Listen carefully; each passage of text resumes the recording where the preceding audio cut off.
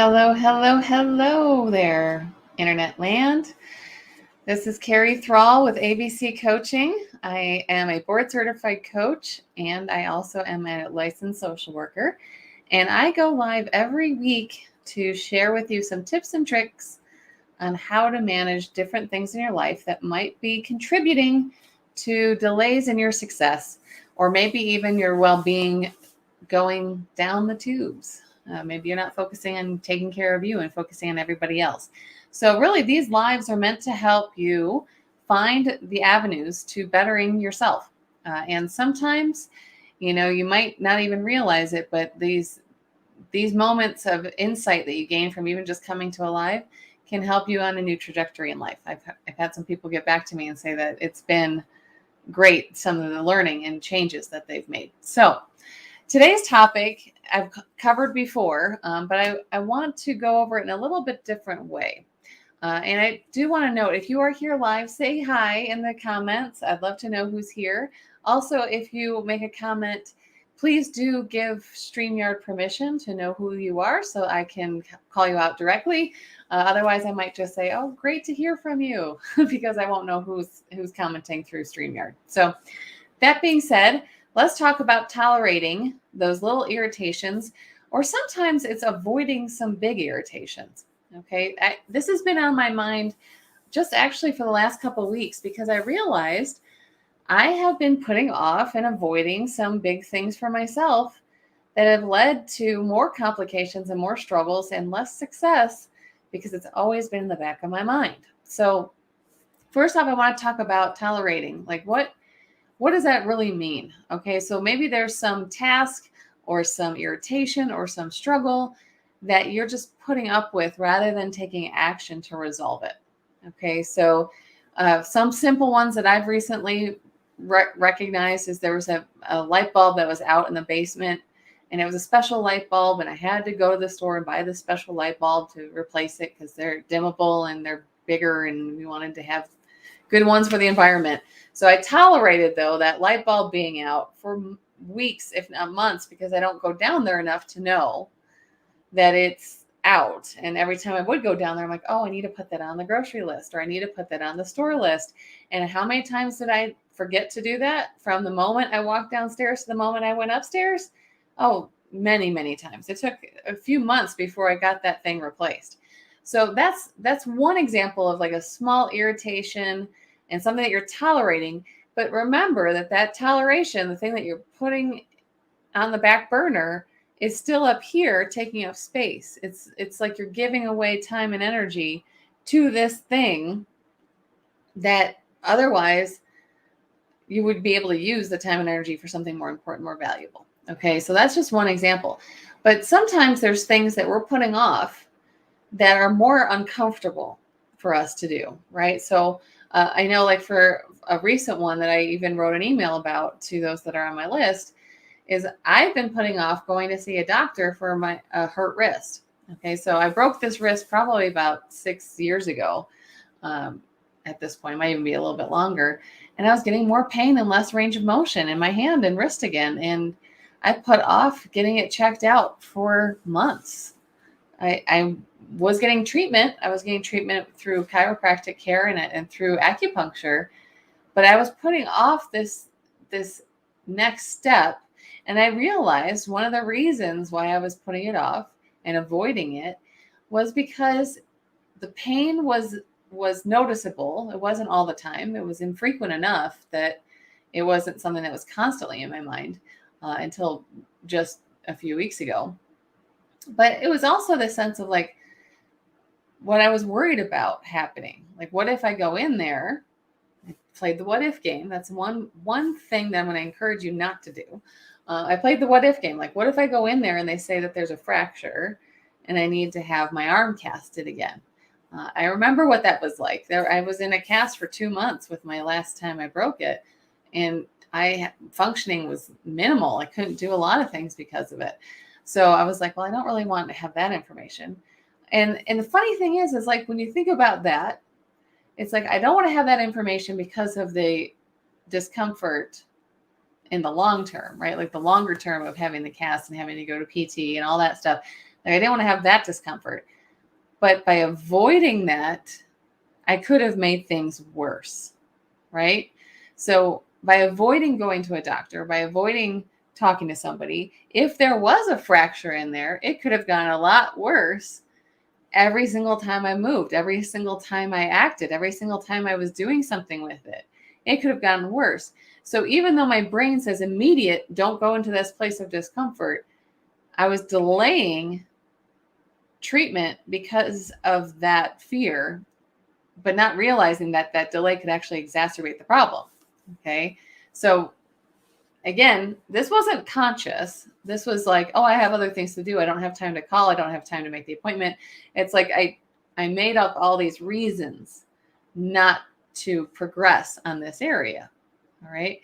And when I realized after the fact is I went to the doctor, I got a shot in my arm and things are feeling better. I didn't need to be all this concerned. It was literally 15 minutes of my life that I went to see a doctor. They put a shot in my arm and everything is feeling a lot better.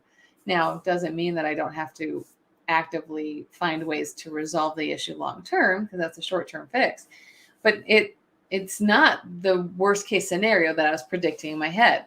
So that's one reason, and I'd encourage you, if there's something that you know is irritating you or that you're avoiding doing, ask yourself, what's this worst case scenario that I'm playing out in my head that's contributing to me putting this off? Like, why am I making this bigger than what it seems?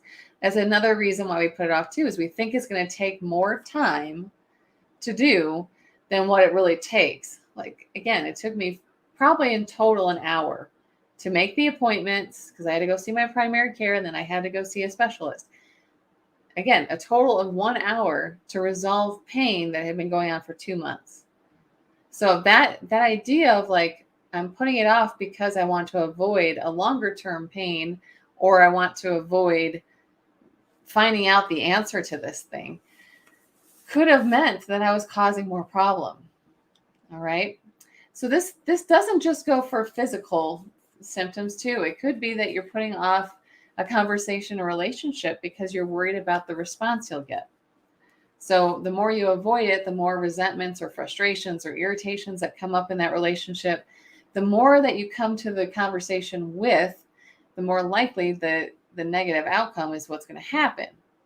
Okay, so this idea that if I avoid it, I'll avoid the negative outcome, it means a lot of times I'm delaying possibly a successful outcome. So what if I have that conversation in that relationship where I'm having a struggle or a conflict sooner than months, years of resentments adding up?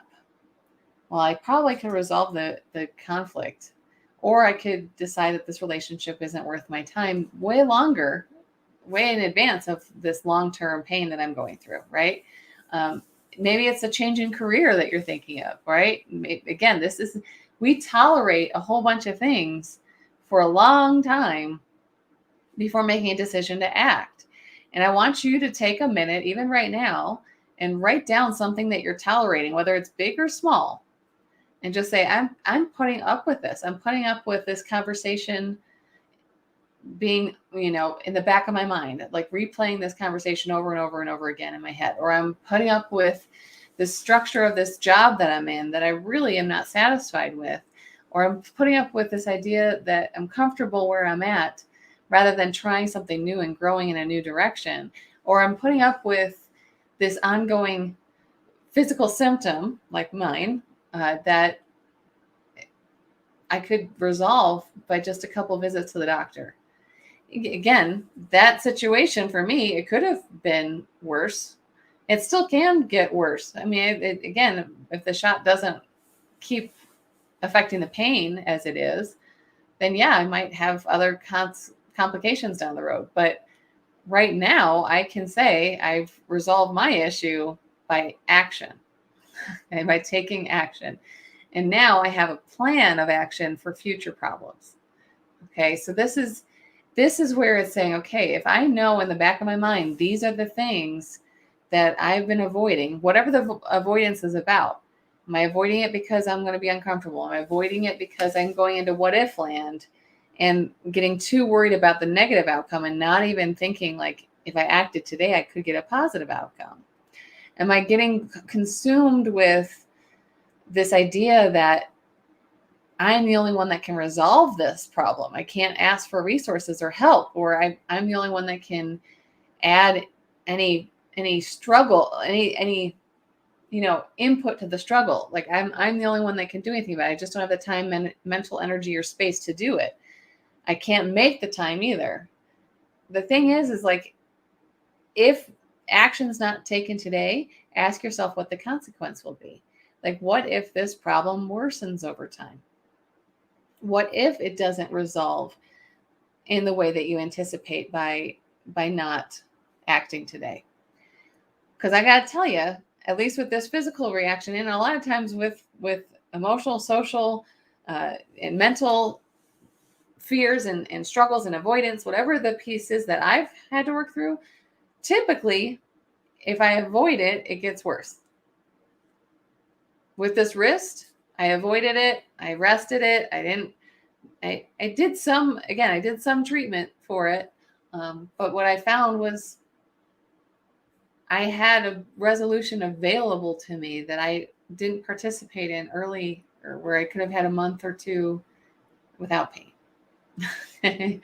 So, I mean, this idea of like, okay, if I had avoided this to avoid getting that information of like, oh my gosh, you need surgery, or oh my gosh, you need to put a cast on that. If I had kept avoiding it, I think it probably would have been the result. Because honestly, the doctor said, if I didn't go in and get this piece done, I could have injured it. And if I injured it, then I definitely would have had to go in for surgery. So this idea of like, if I avoid, then what, right? If I'm doing the what if game, like I also want to think about, what if I act today and I resolve this situation? What does that open me up to? So when we're doing the what ifs, you want to think about like, how can I change the what if to not only what if in the negative direction, but what if in the positive direction? What if I have this conversation with this friend or this partner and it resolves the resentments and the irritations and the struggles that are happening inside, and we become closer? Right? Like, what if I decide to do exploration in my career that will allow me to see what my gifts and strengths are, and maybe even decide that staying where I'm at is a good idea, or changing is a good idea? It'll help me make a decision. I'll get some clarity. Like, if we're doing the what if game, our brain has a tendency of just pulling us in the negative direction. I encourage you to say, if I'm going down that rabbit hole anyway, what ifs I'd like to get out of our vocabulary. But if I'm going down the rabbit hole anyway, I want to go down another path in that rabbit hole that actually lets me look at the other options. Because it's not only what if this negative thing happens. It's like, what if I act and this positive thing happens? What if I make this change in my business structure and it opens up a floodgates to new opportunities?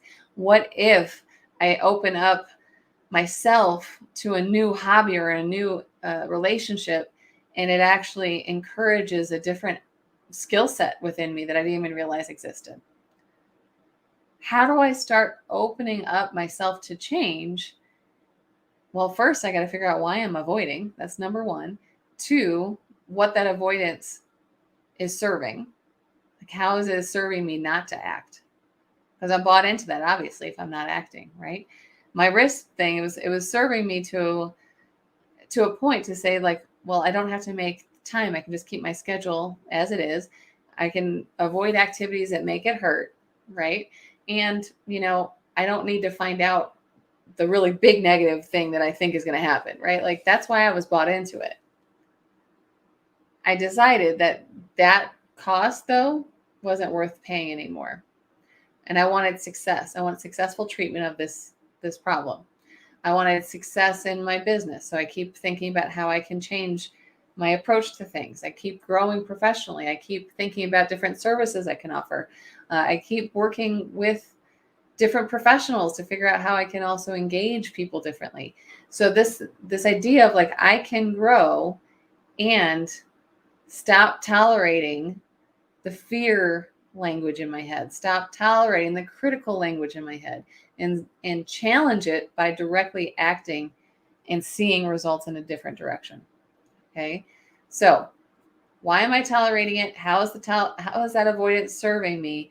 And what might action create for me? Like what could happen if I acted today? I'm not even asking you to act today yet. I'd encourage you to. I would encourage you to make that choice. Like for me, like go to that doctor or go buy that light bulb. go get those things out of your head so you have that space back. But sometimes if it's big enough that it's creating this avoidance and this push-pull kind of reaction to it, it might be asking yourself like, okay, what if I acted today and I got a positive result? What would that open up for me? What if I acted today and I got clarity on the direction I wanted to head? Okay, so ask yourself in the positive direction the what if question. If I acted today, then this could happen. What's the opportunity that can come out of it? All right. So again, if you're sitting there tolerating something, you're saying, man, I don't even know where to start. I just keep avoiding. I feel like I'm on a marathon and I'm on mile marker 1 and I keep running and not getting even to mile marker 2. That would be a good time to give ABC Coaching a call, because I can tell you it's a struggle to overcome this habit of tolerating, because we're certain in it. We understand it. We're in that place where we connect with that struggle. And I'm encouraging you to maybe disconnect from it and say, I want to connect with action and success. And how do I do that? Coaching can help with that. If you have any questions or comments or thoughts on this topic, put them in the comments below. And I look forward to seeing you all again next week. If you have any additional coaching needs too, let me know and we can get on the calendar. All right. Take good care of you guys and stop tolerating, get into action. Thanks.